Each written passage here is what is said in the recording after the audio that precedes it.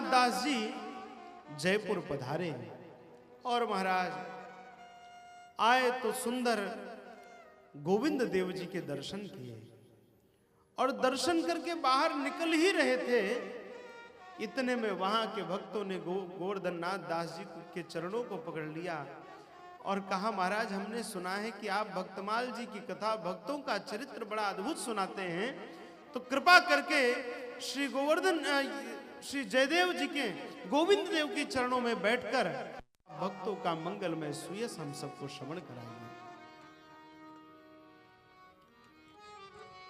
प्रिया दास जू के सुमित्र बर श्री गोवर्धन नाथ नाम कर। अब महाराज जब ऐसा आग्रह हुआ, श्री गोवर्धन नाथ दास जी महाराज वहीं विराजमान हो गए और वहीं विराज करके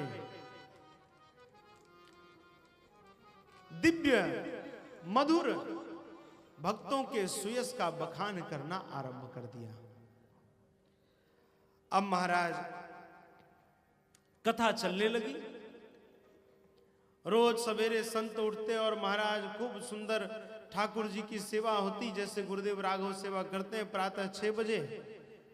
अब आजकल तो हम पहुंचे ही नहीं पा रहे हैं, रात को 3 बजे तक तो आप सबकी व्यवस्था में लगे रहते हैं, तमाम मीटिंग करते हैं, इस नाते सवेरे थोड़ा सा विलंब होता है। महाराज दिव्य ठाकुर जी की सेवा होती और सेवा पूजा के बाद बढ़िया सुंदर साधु बैठकर टिक्कर बनाते, ठाकुर जी को टिक्कर का भोग लगता और टिक्कर भरता के भोग के बाद फिर मध्याह्न काल में बैठकर भगवान के भक्तों के सुयस की चर्चा होती। अब इसी बीच यह क्रम लगभग 1 महीने तक चला। भक्तों का चरित्र तो अपार है, भगवान के चरित्र से पार पाया जा सकता है, लेकिन भगवान के भक्तों के चरित्र से पार नहीं पाया जा सकता। अब महाराज क्रम चला तो आगे श्री गोवर्धन नाथ दास जी को सांभर झील आप सबने सुनी होगी, सांभर के पास एक स्थान था, वहां पूर्व से ही निर्धारित एक कार्यक्रम था, इस नाते उन्हें वहां पर पधारना था सत्संग करने के लिए।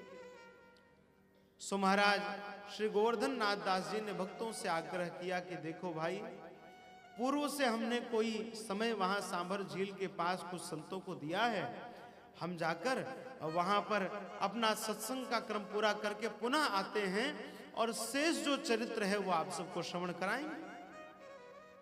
बात ठीक है। श्री गोवर्धन नाथ दास जी पधार गए, सांभर का सत्संग पूरा हुआ और लौटकर जब पुनः आए तो फिर से पूरी सुंदर व्यवस्था की गई, खूब स्वागत किया गया और स्वागत के बाद जब गोवर्धन नाथ दास जी सुंदर आसन पर विराजे और सामने श्रोताओं का दिव्य समूह विराजमान हो गया, तो फिर मंगलाचरण के बाद जैसे ही गोवर्धन नाथ दास जी ने पूछा कि बताओ भाई, पिछले सत्र में कहां तक कथा पहुंची थी, सो हम उसके आगे कथा सुनावें आप सबको। अब कथा सब सुनते हैं, लेकिन गुरु जी को भी देखिए, गुरु जी जब कथा करते हैं तो रोज स्मरण कराते हैं, आज मेरी 1300 इतनी कथा हो गई। अब श्रोता तो श्रोता ही है, कुछ तो श्रोता होते हैं, कुछ सरोता होते हैं, कुछ श्रोता होते हैं, कुछ तो कथा को श्रवण करने के भाव से आते हैं, कुछ सोचते हैं चलो घर की चिक चिक से 3 घंटे दूर वहीं चलकर सोते हैं, बढ़िया साउंड बजता रहेगा, अगल बगल कीर्तन लोरी चलती रहेगी, वहीं 3 घंटे की बढ़िया नींद पूरी हो जाएगी। और कथा के बाद गुरु जी कभी बूंदी बंटवाते हैं, कभी खीर बंटवाते हैं, सो महाराज जाते समय एक आध लीटर पानी और पी कर आएंगे मिठाई खाकर।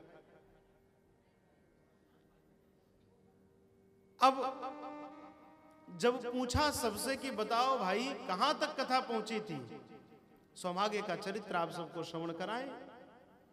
अब सभी एक दूसरे का मुंह ताकने लगे कि अब कहां तक पहुंची थी, किसी को स्मरण नहीं। यहां तो हम सबका श्मशान वैराग्य रहता है, जब तक कथा में बैठे तब तक भगवान के अतिरिक्त कुछ नहीं, और जब जैसे ही कथा पंडाल के बाहर प्रसाद लेकर 9 2 11 हुए सो महाराज भगवान के अतिरिक्त पूरा जगत हमारा है, फिर तो वही जगत दिखता है।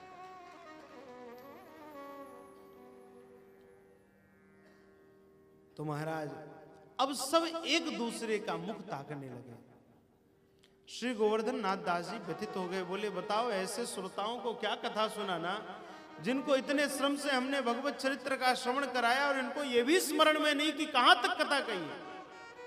सो महाराज व्यास पीठ से उठकर जाने लगे,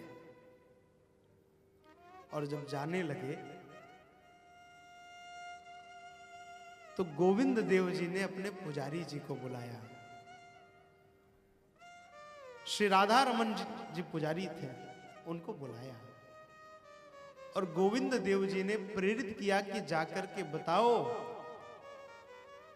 गोवर्धन नाथ दास जी को कि आपने पिछली बार रैदास जी के चरित्र तक कथा की थी, अब आगे की कथा सुनाओ। तो वहां पर बड़ी अद्भुत भाव लिखते हैं श्री वैष्णव दास जी, कहा है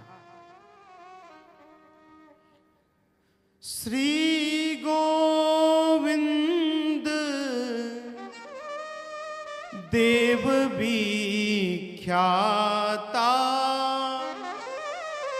कही पुजारी सो यह बाता। श्री रैदास भक्त की गाथा भई कहो आगे अब ना था। श्री गोविंद देव जी बोले कि पुजारी जी जाकर बताओ कि आपने रैदास जी के चरित्र तक की कथा श्रवण कराई थी, अब आगे की कथा श्रवण कराओ। अब पुजारी जी दौड़ते दौड़ते आए और गोवर्धन नाथ दास जी के चरण पकड़ लिए और बोले महाराज ठाकुर जी ने कहा है कि आपने रैदास जी के चरित्र तक की कथा श्रवण कराई थी, अब आगे की कथा सुनाओ। सो महाराज इधर गोवर्धन नाथ दास जी भावुक हो गए, भावुक हो गए। बोले अगर ठाकुर जी आपसे बात करते हैं तो उनसे कहो ना कि जो कथा सुना रहा था उससे बताएं, कहनी है तो हमसे कहें, हमसे कहने में क्या ठाकुर जी संकोच कर रहे हैं। जाकर पुजारी जी ने यह निवेदन किया ठाकुर जी से, तो ठाकुर जी सबके सन्मुख जोर से बोल पड़े, हे गोवर्धन नाथ दास जी, रैदास जी तक का आपने चरित्र श्रवण कराया था, अब आगे की कथा सुनाइए। सो महाराज सब वहां पर भावुक हो गए, विह्वल हो गए कि जो प्रत्यक्ष बैठकर भगवत कथा का श्रवण, भगवत भक्तों के चरित्र का श्रवण कर रहे थे, उनको कथा स्मरण में नहीं थी, लेकिन भक्त का सुयश कितना प्यारा है कि स्वयं जगत नियंता भगवान बैठकर के कथा श्रवण कर रहे थे, उनके स्मरण में है। सुनि सुपुजारिन के दृगन पानी बह्यो अपार, या के श्रोता आप हैं यह कीन्ही निर्धार। तात्पर्य केवल इतना है कि भगवान के भक्तों का यश इतना प्यारा है कि भगवान स्वयं आकर के उन चरित्रों का श्रवण करते हैं।